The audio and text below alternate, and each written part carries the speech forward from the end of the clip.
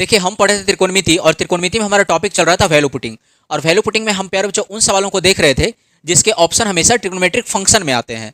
अब प्यारे बच्चों इन सवालों में हम वैल्यू पुट क्यों करते हैं, क्या करते हैं, कैसे करते हैं, इन सारे सवालों का जवाब हमने पिछले वीडियो में आपको बहुत अच्छे से समझाया। आज बारी है वैल्यू पुट करने का।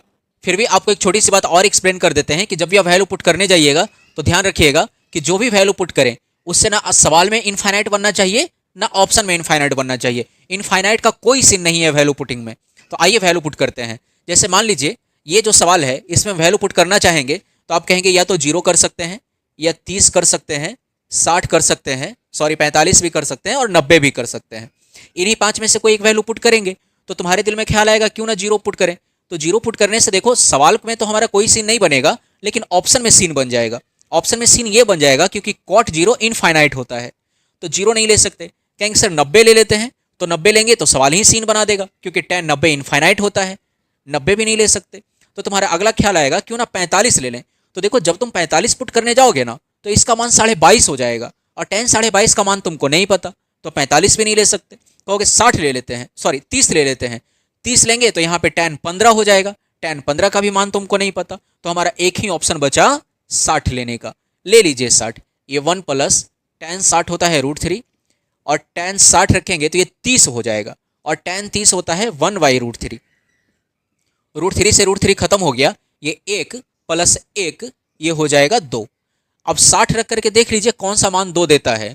अब cos 60 तो 1/2 दे देगा, sin 60 √3/2 दे देगा, sec 60 2 दे देगा और cot 60 1/√3 दे देगा। यानी हमारा जो 2 दे रहा है ना वो ऑप्शन नंबर सी दे रहा है। बस बात खत्म। अगले सवाल को देखते हैं। आइए इस सवाल को देखिए। सवाल है कि 1 - 2 sin square theta plus sin पे पावर 4 थीटा का मान क्या होगा, और ये 4 ऑप्शन ट्रिग्नोमेट्रिक फंक्शन में दिया हुआ है। अब प्यारे बच्चों जैसे ही सवाल में वैल्यू पुट करने जाएंगे आपके दिल में ख्याल आएगा क्यों ना 0 या 90 से शुरुआत किया जाए। तो देखो 0 पे ये कॉसेक सीन बना देगा, इनफाइनाइट दे देगा, और 90 पे सेक इनफाइनाइट बना देगा। तो 0 90 की तो बात खत्म हो गई। आप कहेंगे 45 रखते हैं, तो 45 रखेंगे तो ये 2 ऑप्शन सेम हो जाएगा। और जैसे ही 2 ऑप्शन सेम हो गया ना तुम उत्तर लगाओगे किसको, तो 45 भी नहीं रख सकते। तो हमारा 2 ऑप्शन बचा, या तो 30 रख लीजिए या 60 रख लीजिए। तो आइए हम 30 रख के देखते हैं। तो 1 - 2 साइन 30 का मान 1/2 होता है, हम थीटा बराबर 30 रख रहे हैं। साइन 30 का मान 1/2 होता है, स्क्वायर करेंगे तो 1/4 होगा, प्लस साइन 30 का मान फिर से 1/2, पावर 4 करेंगे तो 1/16 हो जाएगा। देखो ये 2 दूना 4। देखो 1 में से ये आधा जाएगा तो क्या आधा बचेगा, प्लस ये 1/16। जब इसको सॉल्व करेंगे एलसीएम 16 हो जाएगा और ये 8 + 1 9 हो जाएगा। ये 9/16 हो जाएगा। तो थीटा का मान 30 रख के देखिए कि 9/16 कौन देता है। अगर थीटा का मान यहाँ पे 30 रखें तो 1/2 का पावर 4 करेंगे तो 1/16 होगा। कॉस 30 का मान होता है √3/2 और √3/2 का जब पावर 4 करेंगे ना तो यही 9/16 दे देगा। बस बात खत्म हो गई। अरे हाँ ये ना ऑप्शन नंबर बी। जरा इसको भी चेक कर लेते हैं। कहेंगे सर कॉसेक 30 कितना होता है, कॉसेक 30 2 होता है, 2 पे पावर 4 करेंगे तो ये 16 होगा। सेक 30 हो जाएगा, ये कॉस पे पावर 4 9/16 तो सेक पे पावर 4 16/9 हो जाएगा। यानी 9/16 तो ऑप्शन नंबर बी ही दे रहा है।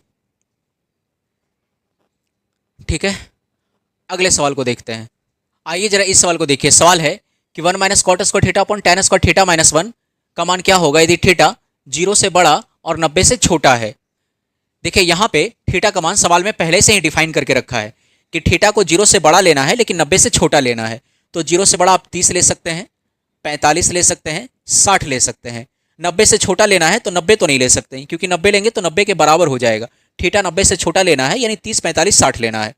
तो अब अगर आप ध्यान दीजिए कि आप सोचेंगे कि 45 ले लेते हैं, तो देखो जब तुम 45 लेने जाओगे ना तो ये चारों ऑप्शन सेम हो जाएगा क्योंकि सब का मान ना 1 हो जाएगा। तो 45 तो नहीं ले सकते, तो अगला चांस बचता है कि 30 या 60 ले लें। तो चलो अगर थीटा का मान हम 30 ले लेते हैं तो 1 - cot 30 का मान होता है √3 का स्क्वायर करेंगे तो ये 3 हो जाएगा। tan 30 का मान होता है 1/√3, स्क्वायर करेंगे 1/3 -1। अब देखिए 1 में से 3 गया तो माइनस का 2, 1/3 में से 1 जाएगा तो माइनस का 2/3, -2 कट गया, 3 ऊपर चला जाएगा तो ये हो गया 3। अब 30 रख के देख लीजिए कि कौन सा मान 30 देता है। अब देखिए tan 30 तो ये 1/√3 हो जाएगा, cot 30 ये √3 हो जाएगा, tan 30 ये 1/3 हो जाएगा, स्क्वायर है, स्क्वायर करेंगे रूट खत्म हो जाएगा। cot 30 √3 होता है, स्क्वायर करेंगे तो ये 3 होगा। ऑप्शन नंबर हमारा डी दे देगा।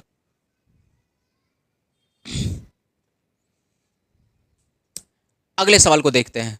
देखिए इस सवाल को देखिए, अगर आपको वैल्यू याद है ना तो देखते के साथ आप बता सकते हैं कि 0 या 90 नहीं पुट कर सकते, क्योंकि 0 पे कॉट इनफाइनाइट, 90 पे tan इनफाइनाइट। तो अगला ऑप्शन बचता है कि या तो 45 रख लें या 30-60 रख लें। तो देखो अगर 45 रखेंगे ना तो हमारा काम बन जाएगा। देखो अगर 45 रखेंगे तो साइन 45 1/√2 होता है और कॉस 45 भी 1/√2 होता है। देखो 1/√2 में से 1/√2 जाएगा तो ये वाला 0 हो जाएगा, ये वाला क्या हो जाएगा, ये पूरा वैल्यू 0 हो जाएगा। और 0 में किसी भी संख्या से गुना कर दें, ऊपर का मान तो 0 होगा और ऊपर में 0 तो वो पूरा 0। तो बस हमारा काम खत्म हो गया और क्या। अब थीटा का मान 45 रख के देख लीजिए ना कौन सा ऑप्शन 0 दे रहा है। आप देखिए सेक 45√2, कॉसेक 45√2, √2 में से √2 गया, यही वाला ऑप्शन 0 दे देगा। बस बात खत्म हो गई, है ना। बस त्रिकोणमिति में वैल्यू पुटिंग बहुत आसान है, बस आपको वैल्यू याद होना चाहिए। अब आपको वैल्यू याद ही नहीं है कि tan 90 क्या होता है तो तुम 90 पुट कर दोगे, है ना। तुमको पता होना चाहिए कि tan 90 इनफाइनाइट होता है तो 90 तो नहीं रख सकते, cot 0 इनफाइनाइट होता है तो 0 नहीं रख सकते,